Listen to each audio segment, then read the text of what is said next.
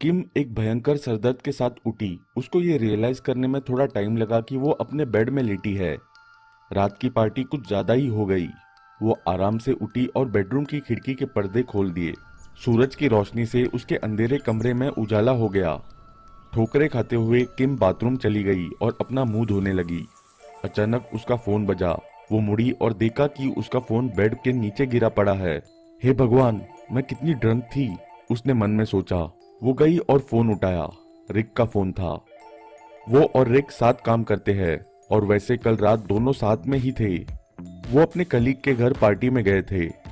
किम ने phone answer किया और कहा, बोलो क्या बात है।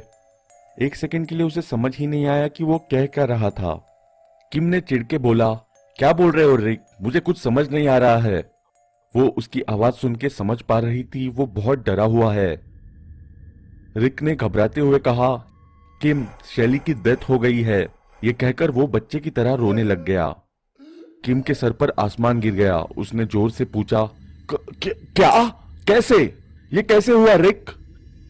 रिक ने रोते हुए कहा, पुलिस कह रही है कि उसने खुदकुशी की है। किम को बहुत बड़ा झटका लगा। उसने बोला, पुलिस के कहने से क्या मतलब है? पुलिस कैसे इन्वॉल्व है इसमें? रिक ने कहा, मैं सब फोन पे नहीं बता सकता। नोआ और मैं मेरे घर के पास सबवे स्टेशन में मिल रहे हैं। हमें 15 मिनट में वहां मिलो। इससे पहले किम कुछ कह पाती, रिक ने फोन डिस्कनेक्ट कर दिया।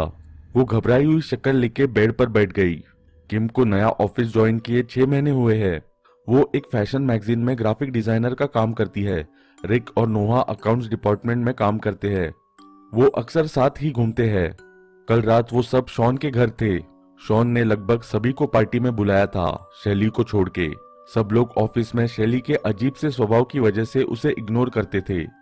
शैली शॉन को पसंद करती थी। उसने उसे 2 बार प्रपोज भी किया था, पर शॉन ने क्लियरली बता दिया वो ऑलरेडी किसी के साथ रिलेशनशिप में है। पर शैली उसके पीछे पागल हो चुकी थी। वो उसे टेक्स्ट करती रहती थी और ऑफिस में भी जबरदस्ती बातें करने की कोशिश करती थी।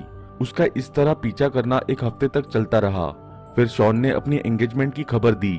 कल रात इन्होंने शॉन को बैचलर्स पार्टी दी थी। शैली बहुत ही अजीब तरह से बिहेव करने लगी जब शॉन ने अपनी एंगेजमेंट की खबर सुनाई। उसने सबसे बात करनी बंद कर दी थी। 3-4 दिन से वो ऑफिस भी नहीं आई थी। जब किम सबवे स्टेशन पहुंची, उसने सबको प्लेटफॉर्म पर इकट्ठा होते देखा।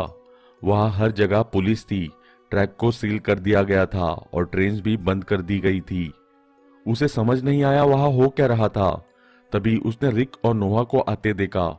उनके चेहरे पे डर था। उसने रिक से पूछा, कोई मुझे बताएगा यहाँ क्या हो रहा है?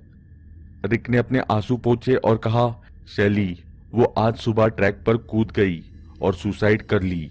सिक्योरिटी कैमरा की फुटेज दिखा रही है कि आज प्लेटफॉर्म पे कुछ कम लोग थे क्योंकि आज संडे है।